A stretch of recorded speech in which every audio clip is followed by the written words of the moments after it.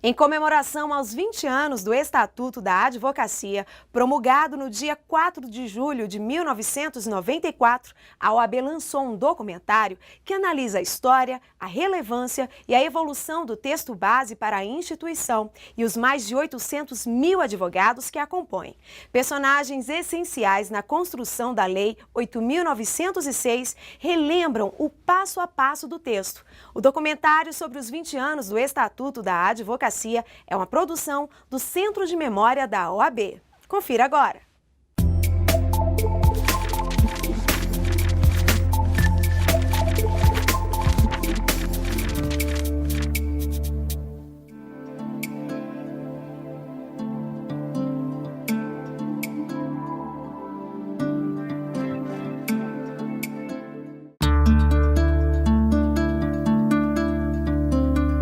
A necessidade de reformulação da lei de regência da advocacia no Brasil já se fazia sentir desde a década de 60. Logo depois de 5 ou 6 anos entrar em vigor a antiga Lei 4.215, que era de abril de 64, e a advocacia sofreu uma tal transformação, uma tal metamorfose, que os estreitos limites disciplinares da Lei 4.215 já não eram suficientes para regulamentar satisfatoriamente essa atividade nobre e tão importante para a manutenção das instituições democráticas do país, que é a advocacia. O atual estatuto é uma das leis que teve uma participação democrática intensa, como poucas no Brasil. Ele resultou de sugestões que foram colhidas pela comissão elaboradora ao longo do ano de 1992 em todos os estados brasileiros, junto às OABs, às caixas de assistência, os sindicatos, associações e pessoas comuns do povo. Quando houve a apresentação e elaboração do projeto, houve uma reunião com o Dr. Ulisses e nós então conversamos que o Dr. Ulisses assinaria o projeto de lei como primeiro firmatário e os demais assinariam e eu ficaria reservado para ser o relator na Comissão de Justiça. E foi o que aconteceu. O projeto entrou no Congresso, imediatamente foi para a Comissão de Justiça, foi distribuído para mim como relator e eu comecei o trabalho de relatoria, tentando exatamente fazer um entendimento global na Câmara. Quem trabalhou muito nesse projeto, durante a sua tramitação, foi o Luiz Carlos Sigmaringa Seixas, que era deputado, e o deputado Mírio Teixeira, do Rio de Janeiro. Quando nós, na década de 90, na minha gestão no Conselho Federal, olhamos para este quadro, para esta tela da advocacia, nós encontramos uma realidade muito diferente. Nós encontramos uma advocacia pública de grande musculatura, já à margem de qualquer regramento, à margem de qualquer disciplina. Eram os procuradores municipais, os procuradores do Estado, os procuradores da União, antes da estruturação, tal como está hoje, da Advocacia Geral da União. Então era um outro largo e importantíssimo trecho da advocacia que se encontrava na anomia. Foi uma luta muito grande da Ordem dos Advogados do Brasil, junto ao Congresso Nacional e depois junto ao Poder Executivo, porque lá nosso maior desafio é que essa lei fosse sancionada sem veto, o que de fato aconteceu.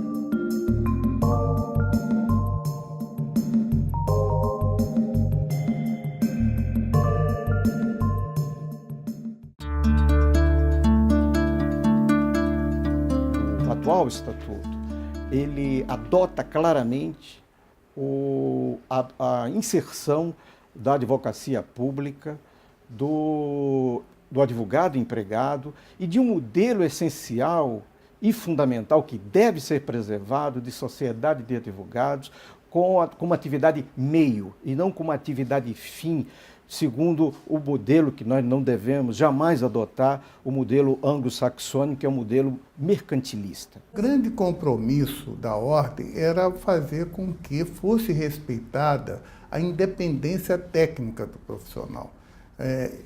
Era comum, e ainda é, infelizmente, em algumas empresas públicas, né, que o advogado, às vezes, é forçado a dar um parecer que, na realidade, ele não deveria dar. Por quê? Porque ele fica com medo até de perder um emprego. E foi um avanço no sentido da definição da participação do advogado em todos os setores da sociedade. Então, havia uma preocupação de, por exemplo, se fixar um limite de horário de trabalho do advogado, definir melhor a questão dos honorários de sucumbência dos advogados empregados, né? Essa questão das horas extras, tudo isso não tinha no estatuto anterior. Foi exatamente esta parte do advogado empregado que eu tenho a impressão que foi a que deu mais trabalho para ser feito e aquela que teve maior repercussão e era uma exigência maior da categoria dos advogados brasileiros. Era preciso reconhecer o valor maior da advocacia, que não é só o vínculo com o seu contratante, mas, sobretudo, a independência do profissional. E a lei foi muito clara, reconhecendo esses fenômenos dos advogados empregados, advogados de partido, que tem um lado, mas garantindo a ele, ao trabalhar nesse lado, a independência profissional.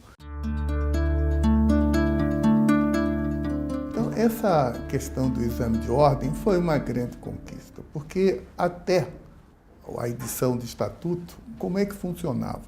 Né? Os estudantes de Direito faziam suas matérias de prática forense nas faculdades e pedia que a ordem mandasse um representante para supervisionar essa prática forense, mas que nem sempre essa supervisão era eficiente. No atual Estatuto, a obrigatoriedade desse exame é uma forma de você colocar no mercado pessoas que estão, pelo menos, têm um mínimo de preparo para cuidar dos bens mais preciosos da vida do cidadão, que é a liberdade, a honra e o patrimônio. Com a positivação da exigência do exame de ordem no texto, no corpo permanente da Lei 8.906, de 4 de julho de 94, o que era, digamos assim, instituído através de atos administrativos, passou a ser uma exigência cogente, obrigatória, de observância indesviável, pela sua, digamos assim, obrigatoriedade imposta no texto do próprio Estatuto. Então, eu considero isso um grande avanço e um gesto de defesa aos direitos da cidadania e da advocacia. O exame de ordem sucedeu aquilo que era, nas faculdades, o estágio profissional. Porque hoje a formação na Faculdade de Direito é exigido para vários outros tipos de atividade, fiscais, policiais, etc., etc., que são exigidos uma qualificação em direito, mas não necessariamente para advogados. Logo, não se pode exigir que os cursos de direito sejam voltados exclusivamente para a formação de advogados. Eles são formados também, são organizados especificamente também para a formação de advogados. Daí por que a exigência do exame. Justiça no Brasil, e tão carente ainda de justiça, ela é efetivada através do que nós chamamos das carreiras jurídicas. Ministério Público, magistratura e advocacia. A magistratura é qualificada pelo concurso. O Ministério Público é qualificado pelo concurso. Por que não ser qualificada a defesa? No sistema democrático, se a acusação é qualificada e a defesa desqualificada, não há equilíbrio, não há paridade de armas na busca por justiça. O exame de ordem tem esse papel. Ele traz o equilíbrio pela qualificação em todas as profissões. Um não pode ser mais forte do que o outro. Se alguém tem que ser mais forte, é justamente o cidadão. Nós não podemos pensar a advocacia brasileira, no estado em que ela se encontra, sem um exame de ordem sério e obrigatório. E foi isso que exatamente nós colocamos na nossa lei e que vem sendo mantido, apesar de grandes trabalhos que são feitos, grandes interesses que são feitos, inclusive interesses comerciais, meramente mercantis, de retirar o nosso exame de ordem. A vocação dos advogados, sobremodo os advogados brasileiros, sempre foi realizar justiça dentro e fora dos tribunais. além dos tribunais. Portanto, entendo que o Estatuto resolveu, de certa forma, positivar esta atividade, este dever do advogado na nossa lei. Lá nós vamos encontrar vários dispositivos que dizem que o advogado tem que lutar pela justiça social, pela igualdade, contra a discriminação, em favor do aprimoramento da ordem jurídica, contra a tirania, contra os ataques ao Estado democrático de direito, e que ele é comprometido com a justiça social, com a isonomia dos cidadãos. Não é? Terminou prevalecendo nas discussões do Estatuto essa dúplice finalidade. Uma finalidade de defesa, prerrogativas de seleção e fiscalização da classe dos advogados e, ao mesmo tempo, essa inserção institucional da ordem na vida do país e que termina sendo um escoadouro das aspirações do povo, quando não sabe a quem recorrer e bate as portas da OAB na tentativa de levar adiante os seus pleitos. Claro, porque veja bem, quando se fala em prerrogativas do advogado como questão número 1, eu colocaria as prerrogativas do advogado como questão número 2. Ela não é autônoma, ela não foi oferecida aos advogados. Ela exatamente, as prerrogativas foram oferecidas para garantir a defesa do direito do cidadão.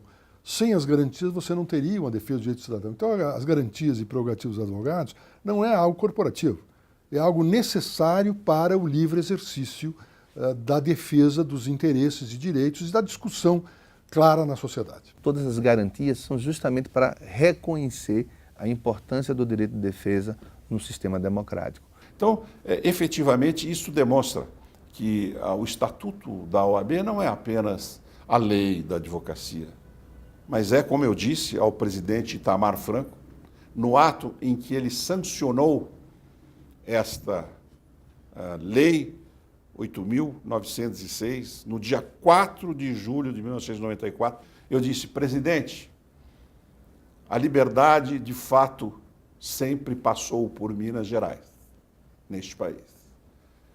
Vossa Excelência acaba de sancionar não a lei da advocacia, mas a lei da cidadania, porque quem defende os direitos da cidadania é a advocacia.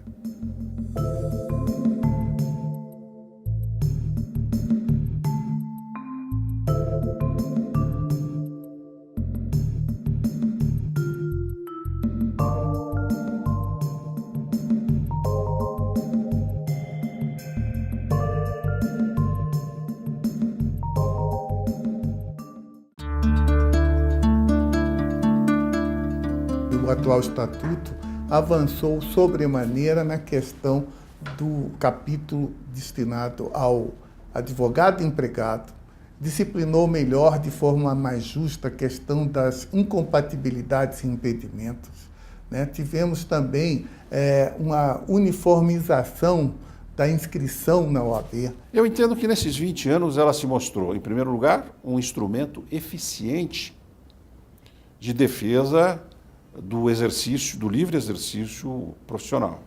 As garantias, ou seja, as garantias para assegurar o exercício dos direitos, inclusive o reconhecimento da indispensabilidade do advogado.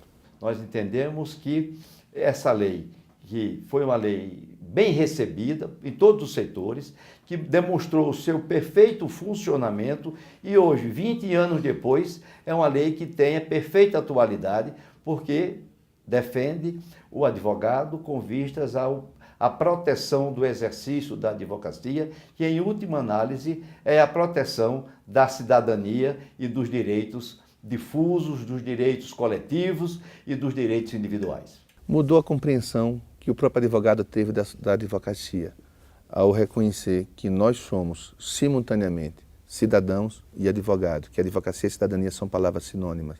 E a lei da advocacia diz isso. O advogado, no seu mistério, ele exerce uma função pública, uma função social. A lei reconheceu o que a história fez por nós e que nós fizemos pela história. E hoje nós ficamos por aqui. Você pode acompanhar mais informações e notícias no site oab.org.br. A gente se vê semana que vem no programa OAB Nacional.